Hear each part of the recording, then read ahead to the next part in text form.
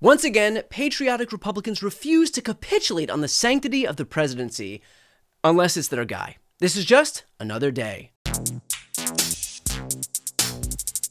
As many of you know, there have been a few consistent talking points among Republicans over the last year. They say liberals are too woke, they say Democrats are too unwilling to negotiate, and a few Republicans even say some women are too old to date because they don't live at home with their parents anymore. But there is another talking point that's been even louder than the rest. All those pardons that he gave to some very bad people, very unpatriotic people, very evil people, it looks to me like those pardons are worthless. Did the president even know about these pardons? The actions of President Biden simply were not all his own actions, and there are major implications to that, including all the pardons that he signed. If it happened on my watch, I would be able to see it because the next day or sooner I'd be reading about something that I knew nothing about and who the hell signed this. So I almost never use the auto pen. Trump hates the auto pen. The only thing he detests more are murderous dictators, racists, and pedophiles. Okay, maybe hate is a strong word, but just for a quick refresher, the auto pen is a tool that presidents have used for decades to sign a multitude of documents, unlike certain celebrities who thankfully respect their fans enough to send them the real deal. An auto pen is a device that replicates someone's signature. It's something that celebrities often use to sign autographs for fans. Yes, it is too late to say sorry.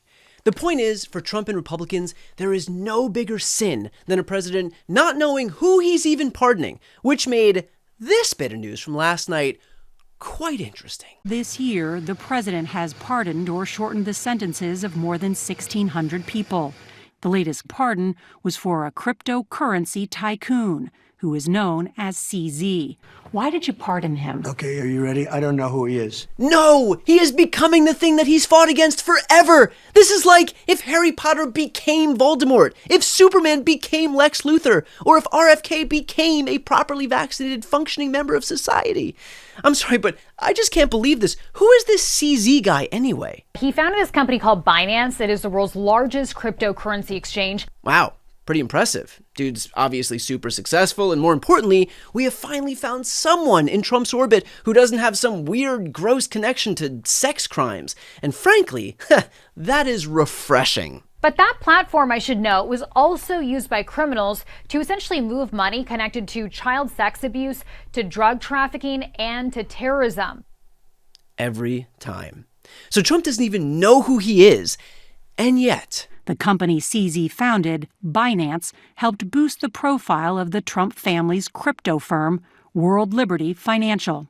Binance has also helped popularize World Liberty Financial's proprietary tokens, the sale of which has generated hundreds of millions of dollars in fees for the Trump family. And that business alone has added an estimated $5 billion worth of fortune to the Trump family net worth. Oh, I guess Donald Trump is supposed to know every single person who increases his net worth by $5 billion? The guy has enough trouble seeing his own penis.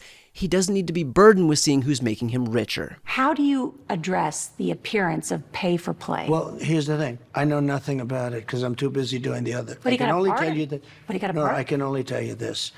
My sons are into it. I'm glad they are because it's probably a great industry, crypto. I think it's good. You know, they're running a business. They're not in government. No, they're not in government, because if they were, then using their father's connections to score a $5.5 billion real estate deal with Qatar would be wildly corrupt.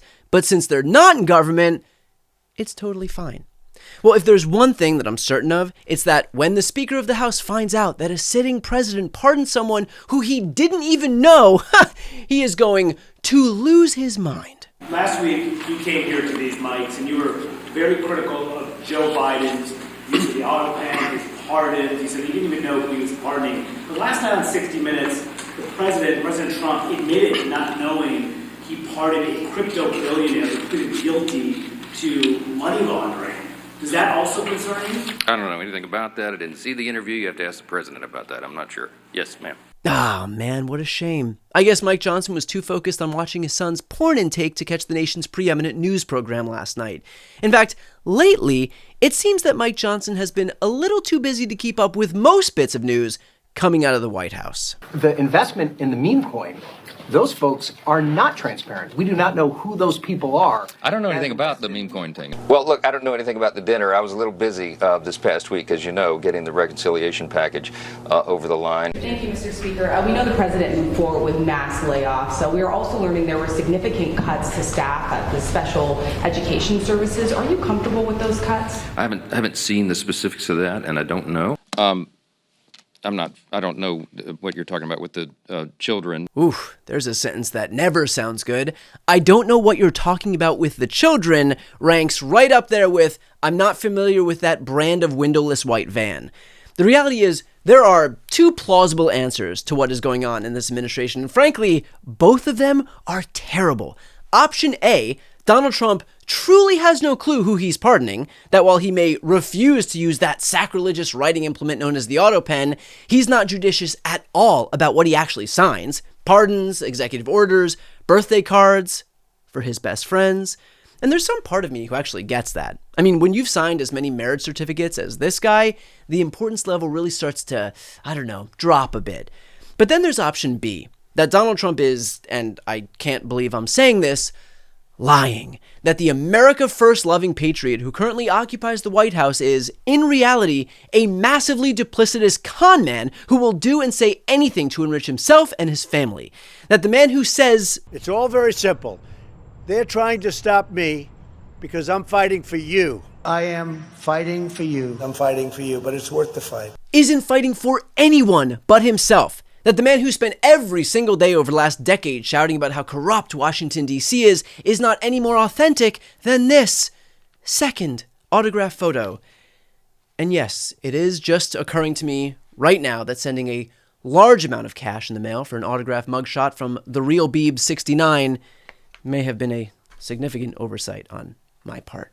But whether it's option A or option B, this is a giant fucking scandal, in large part because the Republicans made it one.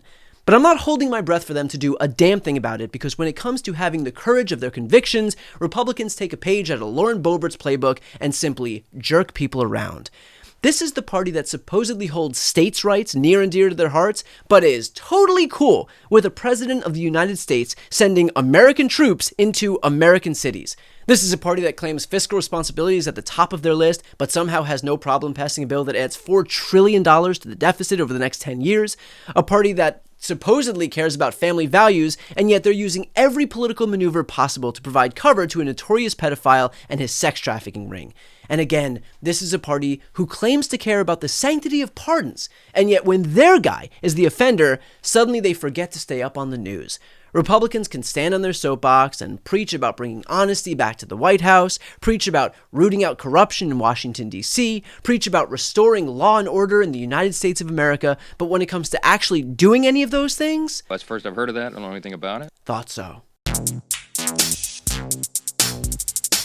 Before you go, if you enjoyed this content and you want to see more and support independent media, please subscribe to this channel. The subscribe button will be right here on the screen.